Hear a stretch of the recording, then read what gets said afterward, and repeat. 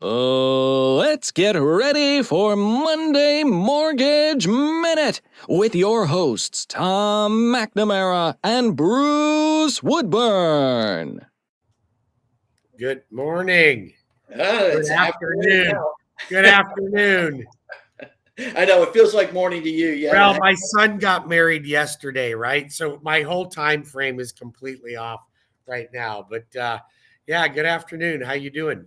Man, I couldn't be better. Couldn't be better. I wanted to give you an update on one of our buyers. I know we don't usually talk about our specific people, but man, there's been a buyer that I've been working with you since I think August of last year, maybe even earlier. Yeah, she came to one of our seminars. Yeah, she came to one of our first time home buyer seminars, and older woman, never owned a home in her life, and getting ready to buy that first one. And man, she was tough to get into a home. Well, because her criteria, right? She can't qualify for much, very limited on her buying power. And then she was very specific about her geographical location for proximity to her work. Yeah, she really wanted to stick not only in Altamont Springs, but literally in like the western half of Altamont Springs. So what's your advice on that then? So, as we looked, and we didn't look at that many units, probably 20 total. But that's a lot of units. Yeah, it could have been worse over 6 months, right? But yeah, as we were looking around, I tried to get her to expand her geography a little bit, and it worked for a moment. And then she said, nope, I'm not even going to live in Lake Mary. I have to be in Altamont Springs. So, but so I think be flexible, right? If you're looking in a low price point, I think people need to either be flexible about where they're going to live or what they're going to accept, or be very patient. And she was very patient.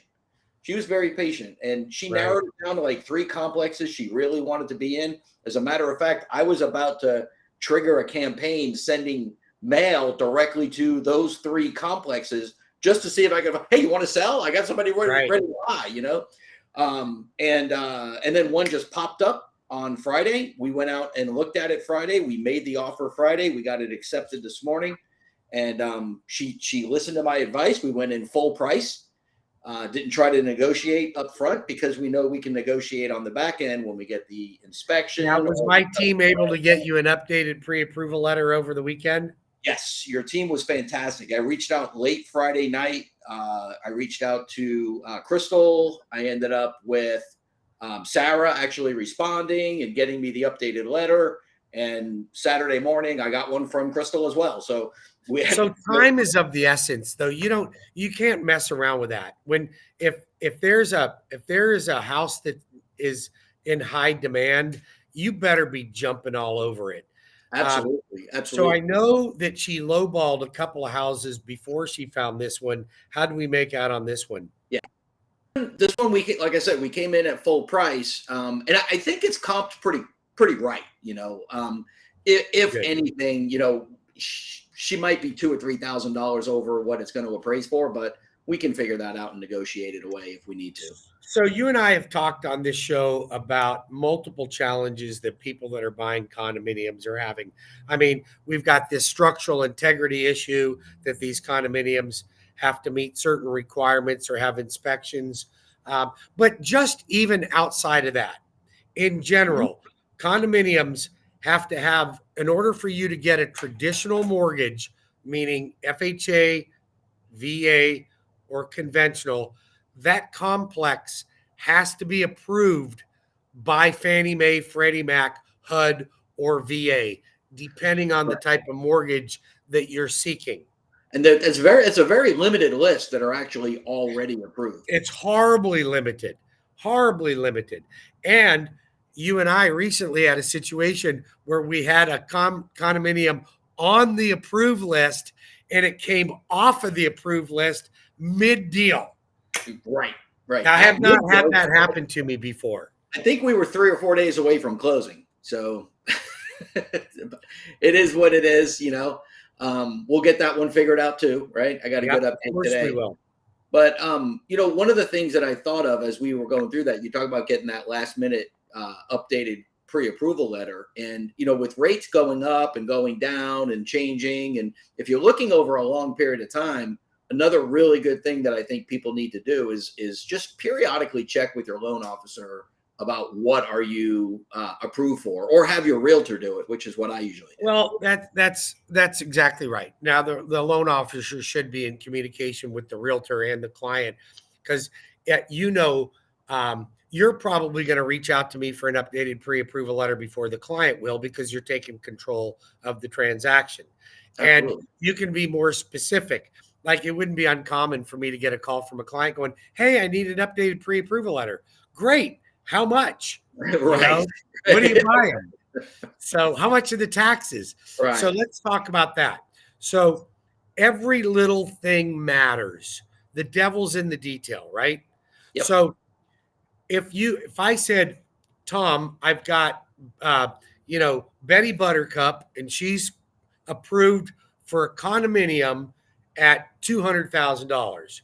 Okay. Now, you might say to me, "Okay, what are we basing that off of other than just the price?" Right. Meaning, well, how much are you estimating for homeowners insurance? How much are you estimating for an HOA fee, condo fee? Because you and I have seen them. I've seen them range from $165 a month. You had one at, how much was it a month recently? $2,600 a month. $2,600 a month. Now, do you think that might have a direct impact on a payment? It was a super cheap condo, and it was beautiful, but $2,600 a month for HOA. So everything. Did you fall off your chair? Yeah. My camera fell down. That's that $2,600 HOA knocked you off your seat, didn't it?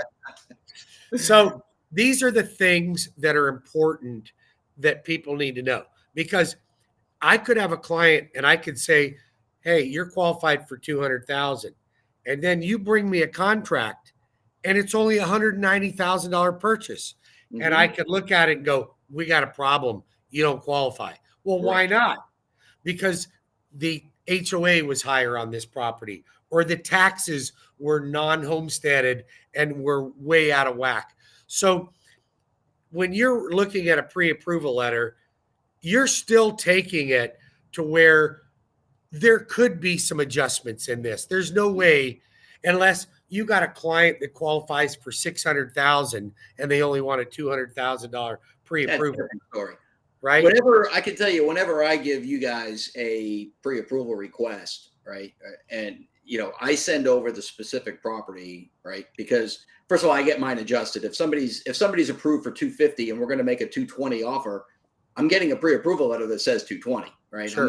I'm not getting extra, but I'm also I'm sending you the listing. Here's the taxes. Here's the HOA. Nope, and that way I know that you've reviewed it, right? Because I can't stand. There's no point in me guessing at what something is, and if I have the information. Now, at the initial pre-approval, there's no property. So I have to come up with some type of limitation.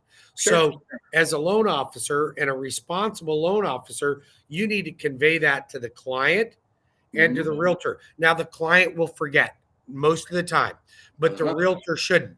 "Bruce, how much are you using for taxes?" "I'm using $250 a month for taxes." "How much are you using for homeowners insurance?" "I'm using $1.25 a month for homeowners insurance." "How much are you using for HOA?" "I'm using $300. We could have a problem. We're running into $400. Then we might need to lower that price down a little bit. That's right. Actually, most HOAs these days are running over 300 for sure. They're typically that's because their insurance all went up in Florida. Everybody's insurance went up. Hey, speaking of that, we were talking earlier about HOA taxes and insurance all count towards your debt to income, right? Correct. Do they count on housing ratio or debt to income? Housing. No. So it's part of your housing ratio, which has to remain below what, 38%? Well, it's supposed to. I mean, I don't even know. There's certain guidelines when you take your mortgage test that they're supposed to fit within. But I mean, like for instance, VA is a 41 front and back ratio. Front, to all you folks listening, the front ratio is called a housing ratio. So that's the PITI payment divided into your gross monthly income. Okay. The total debt ratio or back ratio is the PITI payment plus your credit cards, your car payments, whatever monthly expenses you have, not utilities, but other monthly expenses that you have divided into your gross monthly income. Now, for instance, VA is 4141. But I mean, I've done a veteran with a 65% back end debt ratio before. So, and you can do conventional says that it's 45, but you can go 50. I mean, Right. but you can't have crappy credit and push your debt ratio. You're going to have some what we call compensating factors for that. Right. And the last thing I don't think we spoke about yet is condos and loan type. And I know we've probably beat this horse to death over the last few things, but yeah, but we're getting a lot of calls on them, so we need to address these issues. So when we're looking for condos, we need to know what kind of loan the person is getting and what kind of loans that complex is approved for. So, you know, with somebody that's looking at a small area, what I usually do is I'll get all the complexes and run them by my team over there across country and say, hey, which ones of these are approved, right? That's the smartest thing to do. So there is one tool that you can use, and that's the FHA tool. Now, if you go to my website and you look up condos on my menu, my website at webringyouhome.com, you can go to the FHA website and then you can punch in search approved condos, then just put in Florida and a zip code. Don't ever try to put the name of the condo in there because you'll always get a negative. And then it'll tell you if any condominiums in that zip code are FHA approved. Unfortunately, the general public and even real estate agents have no accessibility to the Fannie Mae condo website. Only lenders do now. I don't know why, because it's not, it's not secret. It doesn't seem to be like it's privileged information. Right. But I think what's happened is if you don't know how to utilize the site properly, it may bog them down. So only lenders have accessibility. But if you're listening out here and you're seeking to buy a condo, reach out to Tom, reach out to myself, and we can look up any condominium. And here's another thing, Tom. Just because a condominium's not on the Fannie Mae or HUD website does not mean you cannot get a loan. FHA has what's called a Dell wrap or a spot approval. Right? And we can get a unit approved as long as the complex will meet all of FHA's guidelines. I can do a spot approval. Now, conventional, they may not be on the approved list, but I may be able to prove to Fannie Mae that they meet the requirements and get a unit approved. Well, that's what we're working on right now, fixing that other one, right? So we absolutely are. You know, I guess it's crucial for everybody to know that they and I'm sure we say this all the time too, but you absolutely have to work with people that know what they're doing and go the extra mile, because this stuff isn't easy and it takes a lot of time, effort, energy, knowledge, research, and I mean, you've got a whole team of people that back you up, so we're not worried about one guy that needs to know it all. You can assign different tasks out to different people.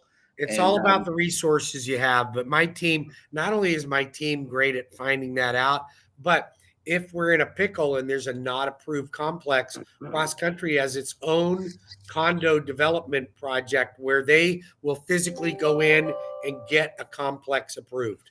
Oh, wow. So okay. We don't want to wait. We don't want buyers to want to buy something and not be able to buy. So we want to do whatever we can to help get them along the line and get them into their house. All right. Well, very good, man. Well, hey, listen, we're approaching 15 minutes here, so I want to let you go. Enjoy the rest of your day. Drink a lot of water, and we'll talk next week. Liquid IV to me, baby. Liquid IV. Have a good one, man. Have a good night. Great. See ya.